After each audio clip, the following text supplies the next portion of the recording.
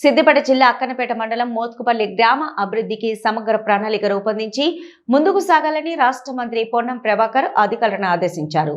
పల్లెపల్లెకు పొన్నమన్న పల్లెపల్లెలో ప్రజాపాలన కార్యక్రమంలో భాగంగా మోత్కుపల్లిలో పర్యటించిన మంత్రి ఉచిత పశువైద్య శిబిరాన్ని ప్రారంభించారు. అనంతరం ఇందిరమ్మ ఇళ్లను ప్రారంభించి లబ్ధిదారులకు శుభాకాంక్షలు తెలిపారు. గ్రామంలో సంక్షేమ పథకాల అమలుపై సమీక్ష నిర్వహించిన మంత్రి ప్రజల నుంచి వినతులు స్వీకరించి సమస్యలను తక్షణమే పరిష్కరించాలని అధికారులను ఆదేశించారు. మిషన్ భగీరథ, నీరు, రోడ్లు, డ్రైనేజీ, వంతెన, పంచాయతీ భవనం, పాఠశాల, శ్మశాన వాటిక తదితర సమస్యలను పరిష్కరించాలని సూచించారు. గ్రామంలో ఓపెన్ జిమ్ ఏర్పాటుకు మంజూరు ప్రకటించారు. గౌరవెల్లి ప్రాజెక్టుకు సుప్రీంకోర్టు అనుమతి లభించడంతో త్వరలో కాల్వల పనులు ప్రారంభిస్తామని మంత్రి తెలిపారు.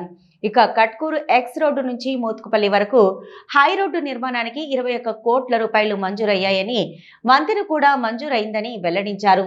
ప్రజల సమస్యలపై అధికారులు నిర్లక్ష్యం వహిస్తే చర్యలు తప్పవని మంత్రి పొన్నం ప్రభాకర్ హెచ్చరించారు.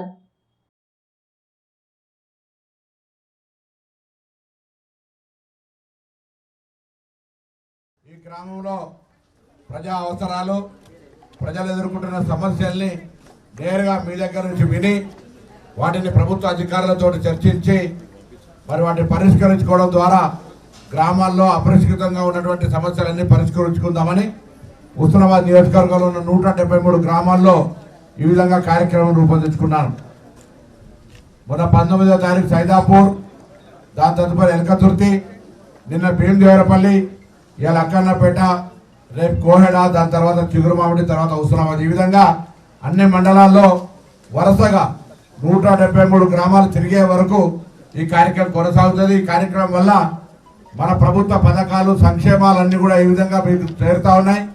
ఇప్పుడున్నటువంటి వాతావరణ పరిస్థితుల్లో ఎలినినో ఉన్నప్పుడు మనం ఏ విధంగా రైతులు అవగాహన కలిగించుకోవాలని వ్యవసాయ అధికారులతోటి, ఉద్యానవన శాఖ అధికారులతోటి, ఆరోగ్యం ఏ విధంగా కాపాడుకోవాలని ఆరోగ్య శాఖ